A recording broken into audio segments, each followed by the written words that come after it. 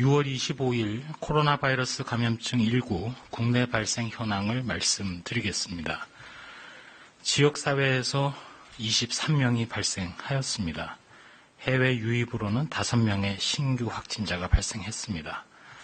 신규로 44명이 격리 해제되어서 현재 1307명이 격리 중입니다. 격리 중인 사람이 어제보다 17명이 감소를 했는데 지난 5월 27일 이후 처음으로 격리 규모가 감소하였습니다. 국내 주요 발생 현황을 지역별로 말씀드리겠습니다. 서울 강남구 역삼동 모임 관련해서 어제 3명이 확진되었고 역학조사 결과 4명이 추가되어서 현재까지 총 확진자는 7명입니다. 이 모임은 방문 판매와 연관성이 있는 것으로 보여지며 현재 기존의 사례와의 연관성 그리고 접촉자 조사를 진행하고 있습니다. 다음으로 경기도 이천시에 소재한 쿠팡 덕평 물류센터와 관련해서 직원 1명과 그의 가족 1명, 총 2명이 신규로 확진되었습니다. 현재 접촉자 189명에 대한 검사를 진행하고 있습니다. 대전광역시 서구 방문 판매 관련해서 13명이 추가로 확진되어 지금까지 총 누적 확진자는 71명입니다. 어제 말씀드렸던 서울특별시 영등포구의 한강 부근의 자동차 모임과 관련해서 역학조사 결과 아직까지 추가로 확진자는 확인되지 않았습니다. 최초 증상 발생일은 6월 12일이었습니다. 한강 모임은 6월 15일이었는데 그 이전, 즉 6월 8일 이후에 식당이나 주점과 같은 실내 다중이용시설에서 모임이 있었던 것으로 조사된 상황입니다. 일단 코로나19의 전파가 한강 등 야외 상황 이전에 이루어진 것으로 현재는 추정을 하고 있는 상황으로 접촉자 등 감염 경로 조사를 진행하고 있습니다. 다음으로는 방역 수칙이 잘 준수된 우수 사례를 말씀드리고자 합니다. 경기도 고양시에 소재한 킨텍스 전시장과 관련되어 있습니다. 해당 전시장에서 진행된 반려동물 박람회가 지난 6월 12일부터 14일 사이에 열렸고 6월 13일에 확진자가 방문한 것으로 확인하였습니다. 여러 가지 방역 수칙이 잘 준수된 것으로 판단되고 역학조사관의 판단 결과 현재까지 추가 확진자도 발생하지 않은 상황입니다. 구체적으로 말씀드리면 역학조사관의 조사 결과로는 전시장에 출입 전에 2회에 걸친 발열 감시와 점검, 그리고 철저한 손 소독 실시, QR코드를 등록해서 출입 관리를 철저하게 한 점, 그리고 전시장에 출입한 다음에도 생수 음용을 포함해서 전시장 내 음식물 섭취를 전면 금지했고 보건관리자가 순회하면서 마스크 부적절한 사용 여부를 수시로 점검하고 즉시 시정 요구를 하는 등 말씀드린 방역 수칙이 잘 준수된 사례로 판단하여 소개드립니다. 다음으로 해외 유입을 말씀드리면 5명의 해외 유입 확진자의 유입 국가는 유럽 1명, 중국 외에 아시아 4명, 아시아 4명은 파키스탄 2명, 필리핀 1명, 인도 1명입니다. 부산 감천부두에 지난 6월 21일 입항했던 러시아 국적 선박 관련해서 접촉자에 대한 검사를 실시한 결과 현재까지 추가 확진자는 확인되지 않았습니다.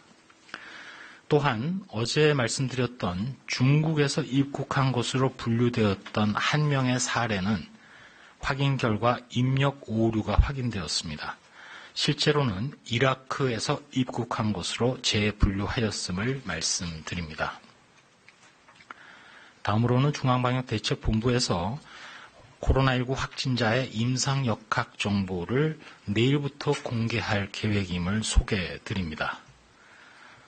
코로나19 제2유행에 대비하기 위해서는 임상 근거에 기반을 둔 방역 대책이 중요하고, 이를 위해서 코로나19 확진자 중 5,500여 명의 임상 역학 정보, 즉 익명화된 상태로 확진자에 대한 기초 정보와 초기 검사 및 진료 소견, 입원했을 때의 임상 소견, 그리고 동반 질환 및 과거력, 사용 병상 및 임상 중등도 등의 결과를 공개를 합니다.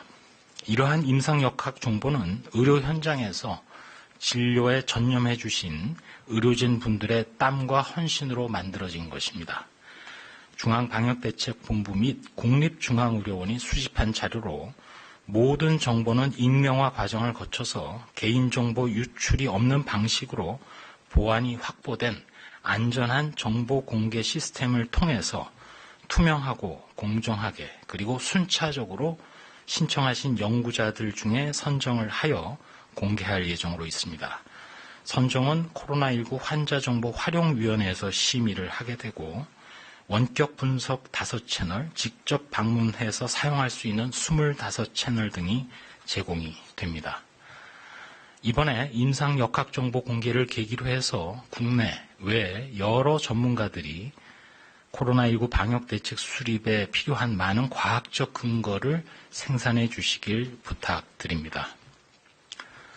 마지막으로는 코로나19 혈장 치료제 개발을 위한 혈장 공여에 25분이 추가로 참여 의사를 밝혀주셔서 어제까지 총 208명이 등록을 해주신 부분에 대해서 적극적인 참여에 깊이 감사를 드립니다. 다음으로 몇 가지 말씀을 올리도록 하겠습니다.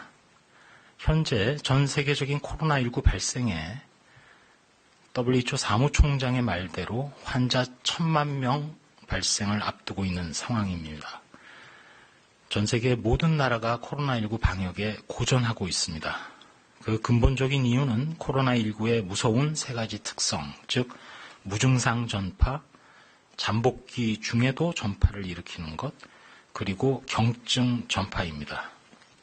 여기에 더해서 다른 호흡기 감염병보다도 높은 전파력, 게다가 치료제와 백신이 없으면서 지역사회 면역력도 극히 낮은 점이 더해짐으로 해서 오늘날과 같은 코로나19 유행은 앞으로도 전 지구적으로 장기적으로 계속될 수밖에 없는 상황입니다. 심지어 적극적인 봉쇄를 통해서 코로나19를 잘 통제해온 나라들도 봉쇄를 이완하자마자 다시금 코로나19가 유행하고 있는 상황입니다. 우리나라는 거리 두기를 원칙으로 해서 생활방역으로 표현되는 일상의 모든 습관, 행동을 바꿔가고 있는 중입니다. 동시에 감염 예방에 필요한 시설과 설비도 개선하고 마스크 착용 등을 통해서도 대응하고 있으며, 여기에 헌신적인 의료진분들 그리고 일선 보건소 및 지자체 방역 담당자들의 노력을 통해서 코로나19를 억제하고 있습니다. 이러한 실천 과정에서 특별히 2가지 사항을 부탁 올리고자 합니다. 첫 번째로는 조금이라도 의심스러운 증상이 나타나면 바로바로 선별진료소를 통해서 확진 진단을 받아주시기 바랍니다. 빠른 진단이 매우 중요한데 최근 증상 발현일과 확진일 사이에 간극이 긴 경우도 발생하고 있습니다. 빠른 진단은 접촉자 추적 조사에 유리하고 확산 방지와 차단에 결정적입니다. 해당 환자를 진료하시는 의료기관에서도 다른 질환이 배제되면 일단 코로나19도 반드시 의심해 보시기를 부탁드립니다. 두 번째로는 자가격리 중에 수칙을 철저히 이행해야 한다는 점을 강조드립니다. 저희 당국에서도 관리에 최선을 다하고 있습니다만 일부 사례일지라도 자가격리를 위반하거나 자가격리 중에 지인이 방문해서 수칙이 지켜지지 않는 경우가 발생하고 있습니다. 물론 법에 의해서 엄정하게 대응하고 있으나 자가격리 중의 이탈은 우리 모두의 안전을 위태롭게 하는 무책임한 행위입니다. 다시 한번 거리두기와 또 증상이 있을 경우 빠른 진료소 방문 검사를 부탁드리면서 저희 방역 당국에서도 철저하고 촘촘한 역학조사와 추적 격리를 통해서 지난 5월 이후 수도권에서 시작된 지역 유행을 다시금 관리하고 통제하고 바라건대 다시금 감소시킬 수 있도록 최선을 다하겠습니다. 이상입니다.